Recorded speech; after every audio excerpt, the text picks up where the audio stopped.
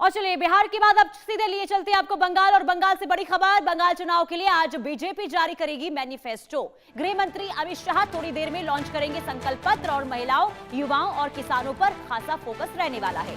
खास करके रोजगार, विकास और कल्याणकारी योजनाओं का ऐलान आज मैनिफेस्टो के द्वारा किया जाएगा। कुल मिलाकर देखना यही होगा कि आज जब मैनिफेस्टो का ऐलान होता है, जब जारी किया जाता है, संकल्प पत्र अगर सामने रखा जाता है, तो आखिर किन वर्गों पर सबसे ज्यादा फोकस रहता है। खास करके देखिए, कहा यह जा रहा है कि रोजगार, विकास और कल्याणकारी योजनाओं का आज ऐलान होगा और 8 लाख से अधिक सुझावों के आधार पर संकल्प पत्र जो है वो तैयार किए जाएंगे। कुल मिलाकर पश्चिम बंगाल विधानसभा चुनाव से पहले भारतीय जनता पार्टी आज कोलकाता में अपना बहुप्रतीक्षित घोषणा पत्र यानी कि संकल्प पत्र जारी करने जा रही है, और संकल्प पत्र को गृह मंत्री अमित शाह बड़े कार्यक्रम में लॉन्च करने वाले हैं।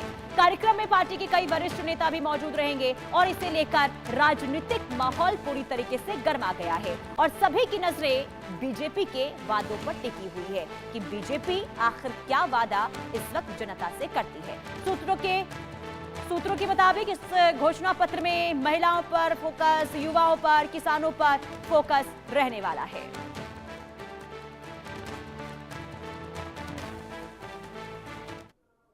और इसी बीच आपको बता दें बड़ी खबर, जहां बंगाल चुनाव को लेकर गृह मंत्री अमित शाह ने पोस्ट किया है। त्रस्त बंगाल अब परिवर्तन चाहता है। बंगाल के लिए संकल्प पत्र की घोषणा आज होगी। टीएमसी के भय राज से बंगाल को मुक्त करेंगे। गृह मंत्री अमित शाह का ये पोस्ट हम आपको दिखा रहे हैं। गृह मंत्री अमित शाह जो इस वक्त बंगाल में मौजूद है, थोड़ी देर के बाद संकल्प पत्र जारी किया जाएगा, और इसी को लेकर उससे पहले संकेत यहां पर देते हुए कि आखिर संकल्प पत्र में किन चीजों पर फोकस रहने वाला है, जिसमें टीएमसी के भय राज से बंगाल को मुक्त किया जाएगा, इसका जिक्र किया गया है इस पोस्ट के जरिए। यानी कि अब देखना होगा कि संकल्प पत्र में आखिर क्या चीजें सबसे ज्यादा जिस पर बीजेपी का फोकस रहा है।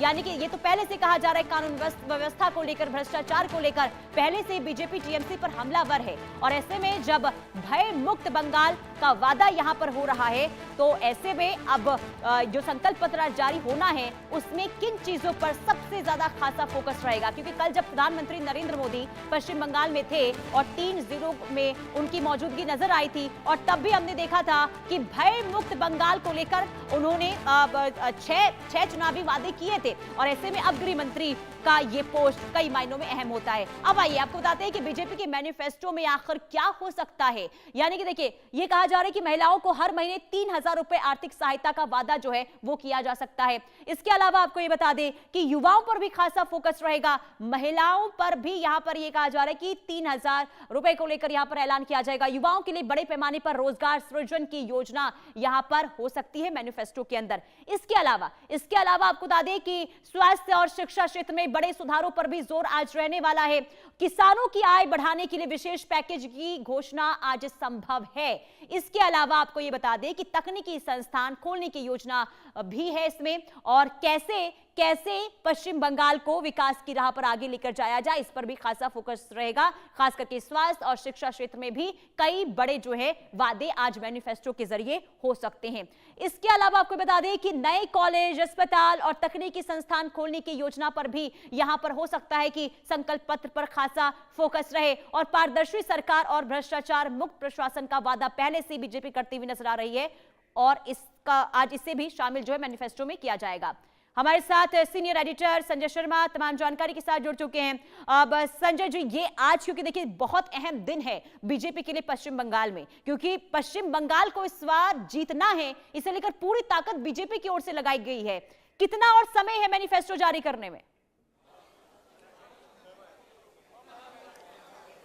देखिए, हम इस समय वहीं पर मौजूद है जहां पर कि बीजेपी का संकल्प पत्र आने वाला पश्चिम बंगाल के लिए। आप देख सकते हैं मंच तैयार हो चुका है। कुछ ही देर में यहाँ पर केंद्रीय गृह मंत्री अमित शाह यहाँ पर पहुंचने वाले हैं। आप देख सकते हैं यहाँ पर इसी हॉल में यहाँ पर मीडिया मौजूद है, साथ ही साथ यहाँ पर केंद्रीय मंत्री भूपेंद्र यादव भी यहाँ पर पहुंच चुके हैं, जो कि पश्चिम बंगाल के प्रभारी हैं, वो यहाँ पर पहुंच चुके हैं। पश्चिम बंगाल के बीजेपी के तमाम बड़े नेता यहाँ पर मौजूद हैं, और कुछ ही देर का समय है जबकि पूरी तरह से यहाँ पर ये मंच सेट हो जाएगा। केंद्रीय गृह मंत्री अमित शाह बीच पर नजर आएंगे। संबित भट्टाचार्य पश्चिम बंगाल के बीजेपी अध्यक्ष यहाँ पर मौजूद होंगे। शुभेंदु अधिकारी जो मुख्यमंत्री के दावेदार है वो यहाँ पर मौजूद होंगे।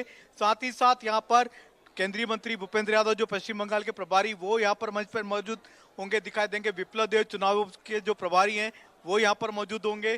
साथ ही साथ अमित मालवीय जो को इंचार्ज है वो भी यहाँ पर मंच पर दिखाई दे सकते हैं। तो तमाम बड़े चेहरा जो जितने बंगाल के यहाँ पर बीजेपी के बड़े चेहरे वो यहाँ पर मौजूद हैं। और सबसे बड़ी बात हम आपको दिखाते हैं यहाँ पर मंच पे बीजेपी की सबसे बड़ी टैगलाइन भय पर भरोसा। जी हाँ, ये बीजेपी की मैनिफेस्टो की बीजेपी के चुनाव की सबसे बड़ी टैगलाइन होगी कि भय पर भरोसा जीतेगा। जी हाँ, यहाँ पर आप देख सकते हैं प्रधानमंत्री नरेंद्र मोदी और नितिन नवीन की जो तस्वीर है वहां पर भी लिखा हुआ बंगाली शब्दों में भय पर भरोसा हावी होगा, यानी कि भय पर भरोसा जीतेगा। तो बीजेपी पर भरोसा कीजिए, भय पर जीत मिलेगी।